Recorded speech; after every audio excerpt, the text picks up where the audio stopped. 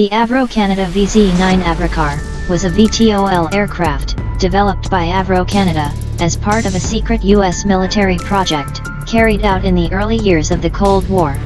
The Avrocar intended to exploit the Coanda effect, to provide lift and thrust from a single turbo rotor, blowing exhaust out the rim of the disc-shaped aircraft.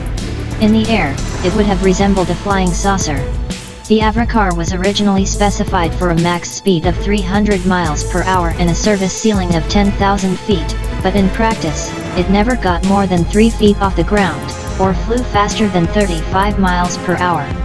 In 1952, the Canadian government provided initial funding, but dropped the project when it became too expensive.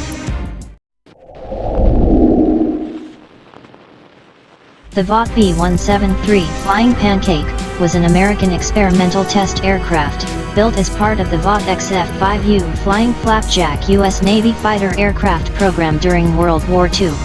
In the 1940s, the Navy was looking for a fighter that could be deployed from tankers, cruisers, and other ships to counter Japanese kamikaze and submarine attacks. The strange, flat, round vehicle Zimmerman offered got the inevitable nickname Flying Pancake. The developmental V-173 made its last flight March 31, 1947.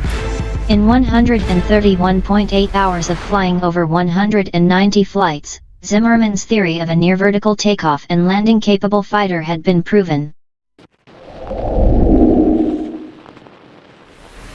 The McDonnell XF-85 Goblin is an American prototype fighter aircraft conceived during World War II by McDonnell Aircraft. It was intended to deploy from the bomb bay of the giant Covair B-36 bomber as a parasite fighter. The XF-85's intended role was to defend bombers from hostile interceptor aircraft, a need demonstrated during World War II. McDonnell built 2 prototypes before the Air Force, USAF, terminated the program. The Grumman X-29 was an American experimental aircraft that tested a forward swept wing, canard control surfaces, and other novel aircraft technologies. The X-29 was developed by Grumman, and the 2 built were flown by NASA and the United States Air Force. The aerodynamic instability of the X-29's airframe required the use of computerized fly-by-wire control.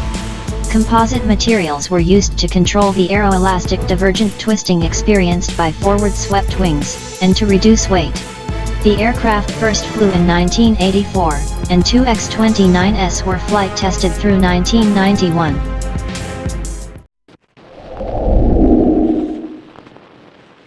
The Covair F2Y Sea Dart was an American seaplane fighter aircraft that rode on twin hydroskis during takeoff and landing.